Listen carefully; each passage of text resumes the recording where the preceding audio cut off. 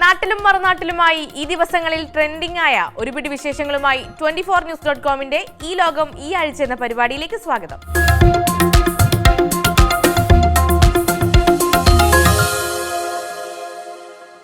PV Anwar തിരികൊളുത്തിയ Nilambur ഉപതെരഞ്ഞെടുപ്പിൽ ആരുടേതാകും അവസാന ചിരി? പെട്ടെന്നൊരു ദിവസം യുവനടൻ നസ്രൻ സമൂഹമാധ്യമങ്ങളിൽ വലിയ അധിക്ഷേപങ്ങൾക്കിരയാകുന്നു. തന്റെ വളർത്തുപൂച്ചയുടെ വേർപാടിൽ ഹൃദയസ്പർശിയായി കുറിപ്പെഴുതിയ നാദൃഷ, പിന്നെ പടക്കളം സിനിമയിലെ സന്ദീപ് പ്രദീപിന്റെ താരോദയം. ഈ ആഴ്ചയിലും കാത്തിരിക്കുന്നത് നിരവധി വിശേഷങ്ങൾ. അപ്പോൾ ആദ്യം നമ്മൾ പോകുന്നത് കുറച്ച് രാഷ്ട്രീയ വിശേഷങ്ങളിലേക്കാണ്. PV അൻവർ എന്ന സൈബർ പോരാളിയുടെ രാഷ്ട്രീയ ജീവിതത്തിന് വിധി പറയാൻ പോവുകയാണ് നിലമ്പൂർ ഉപതെരഞ്ഞെടുപ്പ്. കൊണ്ടും കൊടുത്തും അൻവർ മടുത്തോ? പോളിംഗ് ബൂത്തിൽ ജനങ്ങൾ ആർക്കൊപ്പമായിരിക്കും? ഹരിഷ്മ തയ്യാറാക്കിയ റിപ്പോർട്ടിലേക്ക്. ഉപതെരഞ്ഞെടുപ്പ് നിലമ്പൂരാണെങ്കിലും പോരാട്ടം നടന്നത് സോഷ്യൽ മീഡിയ പ്ലാറ്റ്ഫോമിലായിരുന്നു. തിരഞ്ഞെടുപ്പ് പ്രഖ്യാപിച്ച ദിവസം മുതൽ ഇതുവരെ നിരവധി വിവാദങ്ങളാണ് സോഷ്യൽ മീഡിയ കൈകാര്യം ചെയ്തത്. ഇന്നേ വരെ ഒരു ഉപതെരഞ്ഞെടുപ്പിലും കാണാത്ത വീറും വാശിയുമാണ് നിലമ്പൂർ ഉപതെരഞ്ഞെടുപ്പിൽ സോഷ്യൽ മീഡിയയിലൂടെ പ്രകടമായത്. മണ്ഡലത്തിൽ തീപാറുന്ന പോരാട്ടം നടക്കുമ്പോൾ സോഷ്യൽ മീഡിയയിൽ നിലമ്പൂർ വിഷയങ്ങൾ തിളച്ചുമറിഞ്ഞു.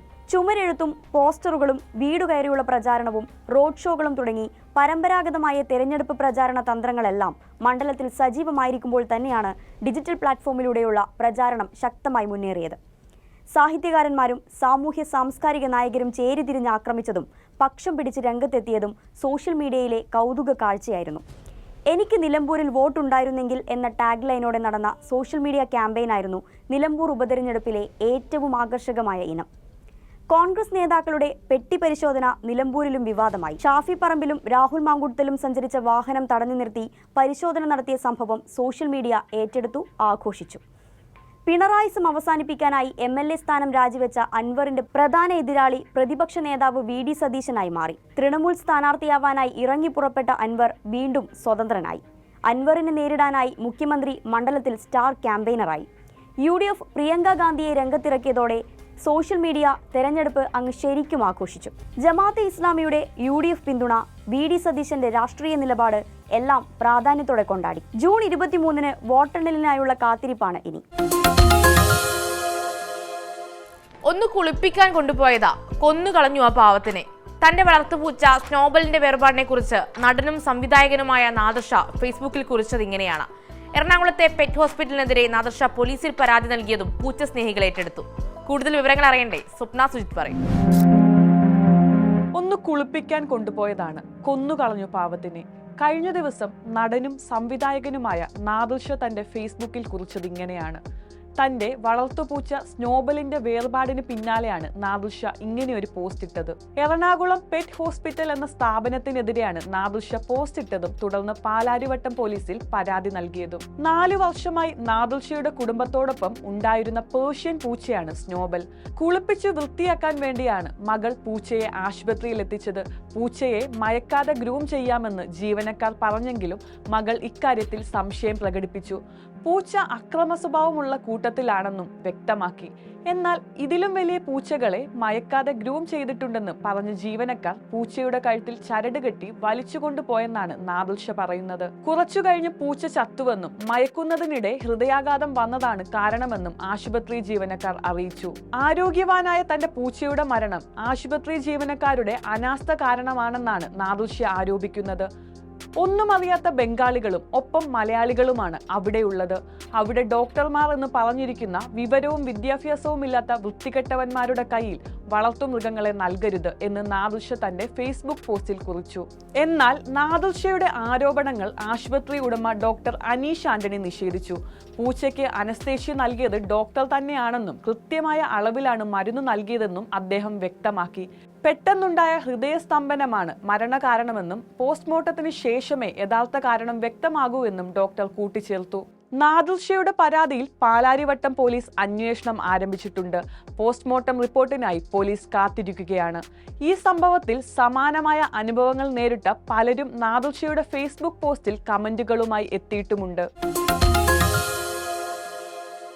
സമൂഹ മാധ്യമങ്ങളിൽ കുറച്ചധികം ദിവസത്തെ ചർച്ചാ വിഷയം യുവതാരം നസ്രനാണ്. ഈ ചെറുപ്പക്കാരൻ ഇന്ന് എത്തിയിരിക്കുന്നത് ഏതൊരു സിനിമാമോഹിയും ആഗ്രഹിക്കുന്ന നേട്ടങ്ങളിലേക്കാണ്. തണ്ണീർമത്തൻ ദിനങ്ങളിലെ +2 വിദ്യാർത്ഥിയിൽ തുടങ്ങി വച്ചടി കയറ്റമായിരുന്നു. പക്ഷേ ഈ വിജയങ്ങൾക്കിടയിൽ കുറച്ചധികം സൈബർ അധിക്ഷേപങ്ങൾ ഉണ്ടാകുന്നു. എന്താണ് ഈ അധിക്ഷേപങ്ങൾക്ക് പിന്നിൽ? അമൽ ശശികുമാർ പറയും. നസ്ലൻ കെ ഗഫൂർ എന്ന യുവനടൻ ഇന്ന് എത്തി നിൽക്കുന്നത് ഏതൊരു സിനിമാമോഹിയും സ്വപ്നം കാണുന്ന ഒരിടത്താണ്. ഒരുപക്ഷെ അയാളുടെ പ്രായത്തോളം തന്നെ നീണ്ട സിനിമാ കരിയറുള്ള പല അഭിനേതാക്കൾക്കും ചെന്നെത്താൻ കഴിയാത്തൊരിടത്ത്. +2കാരുടെ കഥ പറഞ്ഞ തണ്ണീർമത്തൻ ദിനങ്ങളിൽ കുട്ടിത്തം മാറാത്ത മുഖവുമായി പ്രേക്ഷകർക്ക് മുന്നിലേക്ക് എത്തിയ നസ്ലൻ പെട്ടെന്നൊരു ദിവസം സോഷ്യൽ മീഡിയയിൽ കടുത്ത അധിക്ഷേപവും ആരോപണങ്ങളും ഏറ്റുവാങ്ങി. പ്രേമലു വൻ വിജയമായപ്പോൾ ചിത്രത്തിന്റെ 2ാം ഭാഗവും പ്രഖ്യാപിച്ചിരുന്നു. എന്നാൽ അടുത്തിടെ പ്രേമലു 2വിന്റെ തിരക്കഥയിൽ നസ്ലൻ തൃപ്തനല്ല എന്ന് ചില സോഷ്യൽ മീഡിയ പേജുകൾ റിപ്പോർട്ട് ചെയ്തതോടെയാണ് എല്ലാ പ്രശ്നങ്ങളുടെയും തുടക്കം. മറ്റൊരിക്കൽ ആലപ്പുഴ ജിംഖാന എന്ന ചിത്രത്തിന്റെ പ്രമോഷന് വേണ്ടി എത്തിയപ്പോൾ അനുവാദമില്ലാതെ തോളിൽ കൈയിട്ട ഒരാളുടെ കൈ പിടിച്ച് നസ്ലൻ മാറ്റുന്ന വീഡിയോ വൈറലായതോടെ തുടരെ ആരോപണങ്ങൾ ഉണ്ടായി. ആസിഫ് അലിയുടെ ആക്ഷൻ ത്രില്ലർ ചിത്രം ടിക്കി ടാക്കയിലേക്ക് നസ്ലനെ കാസ്റ്റ് ചെയ്തപ്പോൾ അയാൾ ആസിഫ് അലിയേക്കാൾ പ്രതിഫലം ആവശ്യപ്പെട്ടുവെന്നും തുടർന്ന് നടനെ ചിത്രത്തിൽ നിന്ന് ഒഴിവാക്കിയെന്നും പലരും സോഷ്യൽ മീഡിയയിൽ എഴുതി. അടുത്തിടെ ശ്രദ്ധ നേടിയ നസ്ലിന്റെ സമകാലീനരായ ചില യുവതാരങ്ങളെ വെച്ചുള്ള താരതമ്യം ചെയ്യലായിരുന്നു സോഷ്യൽ മീഡിയ ബുള്ളിങ്ങിന്റെ മറ്റൊരു മുഖം. സോഷ്യൽ മീഡിയയിൽ നടനെപ്പറ്റി കോപ്പി പേസ്റ്റ് ചെയ്തതുപോലെ ആക്ഷേപങ്ങൾ ഉയർന്നപ്പോൾ സിനിമാ മേഖലയിൽ ചിലരെങ്കിലും നസ്ലിന് പിന്തുണയർപ്പിച്ചുകൊണ്ട് രംഗത്തെത്തി. കൂടാതെ നസ്ലിൻ നായകനാകാൻ ഒരുങ്ങുന്ന മോളിവുഡ് ടൈംസിന്റെ സംവിധായകൻ ഇരുവരുടെ ഒരു ചിത്രം പങ്കുവെച്ച് ചിത്രീകരണം ഉടൻ തുടങ്ങുമെന്നും പ്രഖ്യാപിച്ചു. ഇൻഡസ്ട്രിയുടെ ഭാവി തന്നെ മാറ്റിമറിക്കാൻ സാധ്യതയുള്ള ലോക സിനിമാ പരമ്പരയിലെ ആദ്യ ചിത്രവും തരുൺ മൂർത്തിയുടെ അടുത്ത ചിത്രവുമാണ് നസ്ലന്റെ വരാനിരിക്കുന്ന പ്രോജക്റ്റുകൾ. നമ്മൾ മലയാളികൾക്ക് പൊതുവെ ഉണ്ടെന്ന് നമ്മൾ തന്നെ പറയുന്ന ഒരു സ്വഭാവമുണ്ട്. ഏതെങ്കിലും ഒരു പ്രതിഭയെ കണ്ടെത്തുക, അവരെ ആഘോഷിക്കുക, അനുമോദിക്കുക, പിന്നെ പതിയെ അവരിലെ കുറവുകൾ കണ്ടുപിടിക്കുക, അവസാനം കുറ്റങ്ങൾ മാത്രമുള്ളവരായി മുദ്രകുത്തി തകർക്കുക. അത്തരം ഏതെങ്കിലും ഒരു ക്യാൻസൽ കൾച്ചറിന്റെ ഭാഗമായി മറവിയിൽ ആഴ്ന്നു പോകേണ്ട ആളല്ല നസ്ലൻ. അയാളുടെ ചോയ്സുകളെയും തീരുമാനങ്ങളെയും വളർച്ചയെയും ചോദ്യം ചെയ്യാൻ ആർക്കും തന്നെ അധികാരമില്ല. അയാൾ ഇന്ന് ആ പഴയ സ്കൂൾ കുട്ടിയുമല്ല. മലയാളത്തിലെ അഭിനേതാക്കളിൽ വളരെ ബാങ്കബിളായ, ഇൻഡസ്ട്രിക്ക് പുറത്തേക്കും ആരാധകരുള്ളൊരു യുവനടനാണ്. എന്തിനെന്നില്ലാതെ ഇത്രയേറെ മുറവിളികൾ സോഷ്യൽ മീഡിയയിൽ ഉണ്ടാകുമ്പോൾ നസ്ലൻ തന്നെ മനസ്സിൽ ചിന്തിക്കുന്ന ഒരു കാര്യം ഉണ്ടാകും. എന്താടാ, നിനക്കൊന്നും വയ്യേ?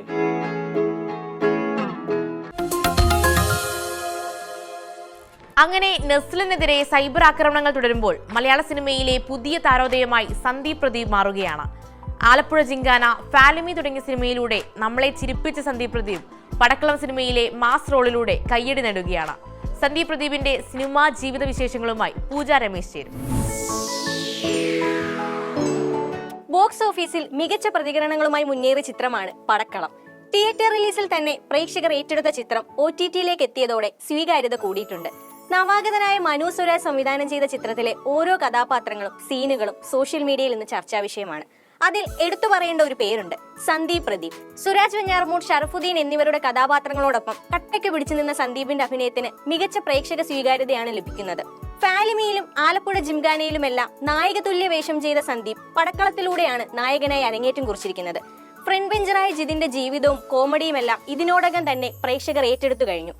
ആദ്യ പകുതിയിൽ നിന്ന് ഷറഫുദ്ദീൻ കഥാപാത്രമായ രഞ്ജിത്ത് സാറിലേക്കുള്ള സന്ദീപിന്റെ പരകായ പ്രവേശനം ഏറെ അഭിനന്ദനങ്ങൾ അർഹിക്കുന്നു. ഫാലിമിയിലും ആലപ്പുഴ ജിംഖാനയിലും നമ്മളെ ചിരിപ്പിച്ച അതേ സന്ദീപ് തന്നെയാണ് മാസ് കഥാപാത്രമായി ഇപ്പോൾ കയ്യടികൾ നേടുന്നത്. 15 വയസ്സുള്ളപ്പോൾ തന്നെ അഭിനയത്തോടുള്ള അഭിനിവേശത്താൽ നിരവധി ഷോർട്ട് ഫിലിമുകൾ ചെയ്ത സന്ദീപ് 18ാം പടിയിലൂടെയാണ് മലയാള സിനിമയിലേക്ക് എത്തുന്നത്. പിന്നീട് അന്താക്ഷരി, ശാന്തി മുഹൂർത്തം എന്നീ ചിത്രങ്ങൾ ചെയ്തെങ്കിലും പ്രേക്ഷകർക്ക് കൂടുതൽ പരിചിതം ഫാലിമിയിലെ ബേസിലിന്റെ സഹോദരനായി എത്തിയ പയ്യനെയായിരിക്കും. ഫാലിമി സന്ദീപിന്റെ കരിയറിലെ തന്നെ മികച്ച വഴിത്തിരിവായി എന്ന് തന്നെ വേണം പറയാൻ. ഒരു മിഡിൽ ക്ലാസ് ഫാമിലിയുടെ കഥ പറഞ്ഞ ചിത്രത്തിൽ ബേസിൽ, ജഗദീഷ്, മഞ്ജുപിള്ള എന്നിവരോടൊപ്പം തെല്ലിട പതറാതെ പിടിച്ചു നിന്ന പയ്യനെ അന്നേ ജനങ്ങൾ ഏറ്റെടുത്തതാണ്. അഭി എന്ന കഥാപാത്രത്തെ തന്റേതായ ശൈലി കൊണ്ട് ഏറ്റവും മികച്ചതാക്കാനും കഴിഞ്ഞു. ഖാലിദ് റഹ്മാൻ ചിത്രമായ ആലപ്പുഴ ജിംഖാനയിലെ കോമഡിയും മാസുമായി വന്ന ഷിഫാസും ഒട്ടും മോശമായിരുന്നില്ല. ബോക്സിംഗ് പോലുള്ള കായിക വിനോദത്തെ വളരെ രസകരമായി അവതരിപ്പിച്ച ചിത്രത്തിൽ ആവേശഭരിതനും അല്പം അമിത ആത്മവിശ്വാസമുള്ളവനുമായിരുന്നു സന്ദീപ് അവതരിപ്പിച്ച ഷിഫാസ്. ചെറുപ്പം മുതൽ സിനിമ മാത്രം സ്വപ്നം കണ്ട ചെറുപ്പക്കാരൻ, ഭാവിയിൽ നീ വലിയൊരു നടനായി മാറുമെന്ന് അധ്യാപകരും കൂട്ടുകാരും ഒരുപോലെ പറഞ്ഞ പയ്യൻ ഇന്ന് എത്തി നിൽക്കുന്നത് സിനിമ എന്ന സ്വപ്ന സാക്ഷാത്കാരത്തിലേക്കാണ്. നല്ല സിനിമകളുടെ ഭാഗമായി മികച്ച കഥാപാത്രങ്ങളിലൂടെ മലയാള സിനിമയിൽ ചുവടുറപ്പിക്കാൻ സന്ദീപിന് ഇനിയും കഴിയുമെന്നാണ് പ്രേക്ഷക വിലയിരുത്തൽ.